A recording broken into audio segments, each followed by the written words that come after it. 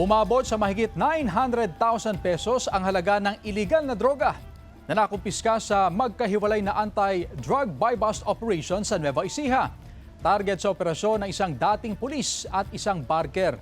Unang naresto sa Zone 5, Barangay Santo Tomas, San Jose City, ang 43 anyos na barker, presidente ng Pasay City.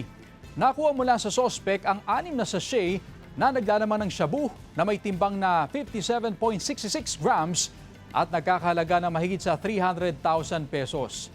Nakuha rin mula sa kanya ang 1,500 pesos na marked money.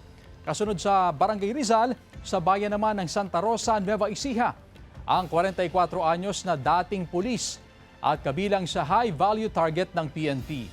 Nakuha mula sa kanya ang 3 plastic sachet ng shabu na nasa 75 grams at nagkakahalaga ng mahigit sa 500,000 pesos. Nabawi mula sa sospek ang ginamit na budol money. Wala pang pahayag ang mga sospek na nakapiit na at sinampahan na ng mga kaukulang kaso.